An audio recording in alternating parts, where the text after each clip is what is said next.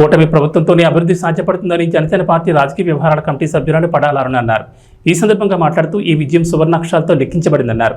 పవన్ కళ్యాణ్ నిర్ణయం అభినందనీయమని చెప్పారు. రామ్మోహన్ నాయుడు కేంద్ర మంత్రి పదవి చేపట్టడం పట్ల సంతోషం వ్యక్తం చేశారు. కార్యక్రమంలో నాయకులు మునకాల జగన్నాథరావు, పడాల శరత్ తదితరులు పాల్గొన్నారు. అందరికీ నమస్కారం. ఈరోజు రాష్ట్రం భారతదేశ చరిత్రలోనే ఒక సువర్ణాక్షరాలతో లిఖించబడే రోజులు ఇవి. ఆంధ్ర రాష్ట్రాన్ని ఈరోజు అభివృద్ధి పందాలను నడపడానికి తెలుగుదేశం, జనసేన, బీజేపీ కూటమిలు ఏర్పడి కొత్త ప్రభుత్వాన్ని ఏర్పాటు చేయడం, అందులో మేమందరం కూడా భాగస్వామ్యం అవ్వడం నిజంగా చాలా సంతోషించదగ్గ విషయం.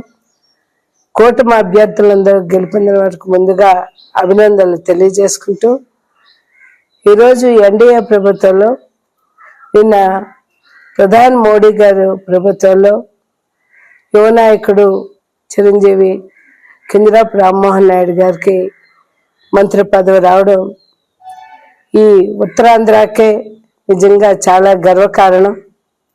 2 పదవులు ఇచ్చారు ప్రధాని మోడీ గారు. అందులో మన ఉత్తరాంధ్రకి రావడం, రామ్మోహన్ నాయుడు గారికి రావడం నిజంగా చాలా సంతోషంగా ఉంది. ఎందుకంటే ఎర్రనాయుడు గారు ఎన్నో సంక్షేమ కార్యక్రమాలు చేశారు.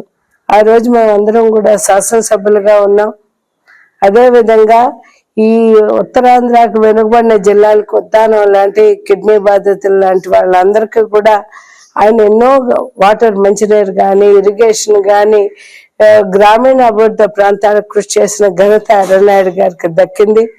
అదేవిధంగా చిరంజీవి రామ్మోహన్ నాయుడు గారు కూడా చేయడానికి భగవంతుడు పూర్తిగా ఆయనకి చేయాలని చెప్పి మనస్ఫూర్తిగా కోరుతున్నాం.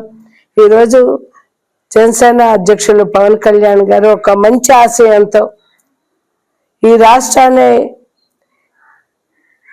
విముక్తి చేయాలి, ఆంధ్ర రాష్ట్రాన్ని విముక్తి చేయాలి, వైసీపీ నుంచి విముక్తి చేయాలని ఆయన దృఢ సంకల్పంతో ఏ నిర్ణయం అయితే తీసుకున్నారో, అటు తెలుగుదేశం కానీ ఇటు బీజేపీని కానీ ఏకతాటిపై నడిపించి తాను తగ్గి, సీట్ల విషయంలో కూడా తగ్గి, ఈ ప్రభుత్వ ఓటుని, ప్రజల ఓటుని చీలకూడదు, వ్యతిరేక ఓటుని చీలకూడదు అనే ఒక దృఢ సంకల్పంతో చేసిన ఆయనకి మనస్ఫూర్తిగా అభినందనలు తెలియజేస్తున్నాం.